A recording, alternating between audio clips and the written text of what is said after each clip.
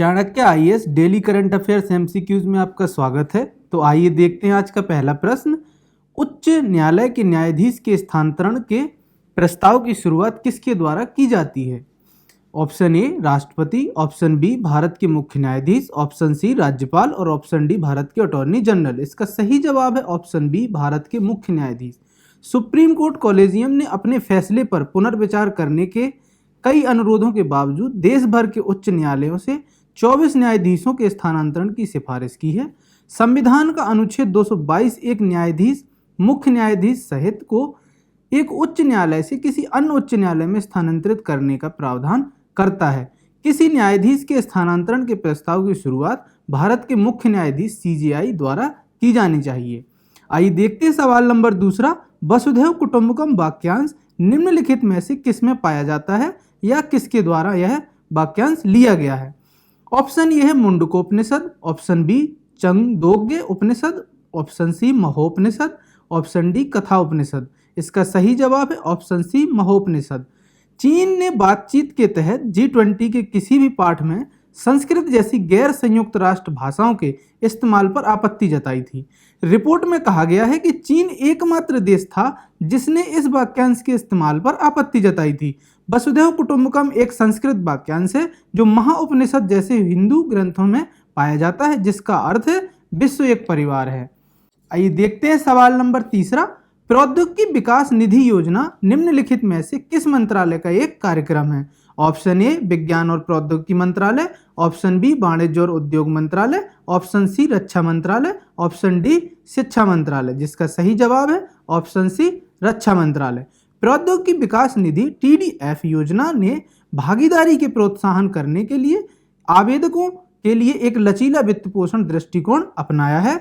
इसलिए योजना के तहत दो प्रकार के फंडिंग तंत्र उपलब्ध हैं। प्रौद्योगिकी विकास निधि योजना रक्षा मंत्रालय MOD का एक कार्यक्रम है जिसे मेक इन इंडिया पहल के तहत DRDO द्वारा क्रियान्वित किया जाता है।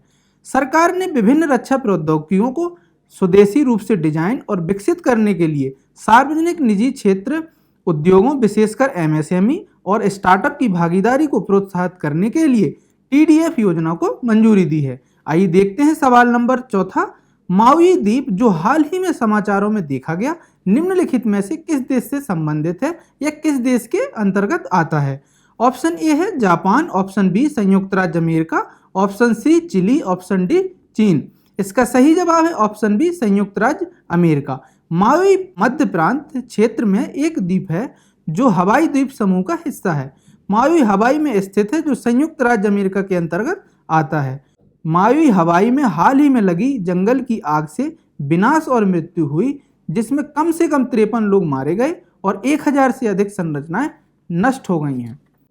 आइए देखते हैं सवाल नंबर पांचवा। उत्तर प्रदेश के निम्नलिखित जिलों पर विचार करें। Number 1 Agra, number 2 Aligarh, number 3 Lucknow और number 4 Kanpur, number 5 Chitrakoot, number 6 Jhansi. उपरोक्त में से कितने उत्तर प्रदेश रक्षा औद्योगिक गलियारे UPDIC के नोड हैं?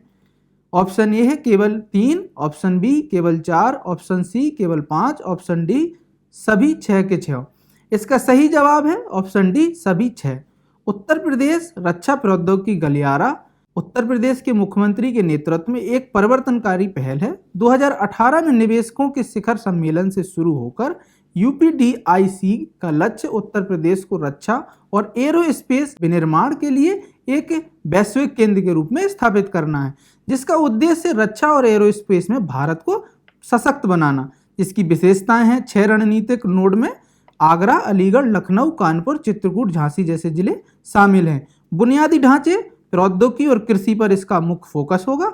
पश्चिमी मध्य बुंदेलखंड जैसे क्षेत्रों को यह जोड़ता है, जिसमें 6 एक्सप्रेसवे, 16 घरेलू और 5 अंतर्राष्ट्रीय हवाई अड्डे शामिल हैं। आज का सेशन हमारा यहीं समाप्त होता है। हम मिलेंगे अगले सेशन में। हमारे चैनल को लाइक, शेयर एंड सब्सक्राइब जरूर करें। धन्यवाद। Don't forget to like, share and subscribe to our channel and press the bell icon to never miss an update.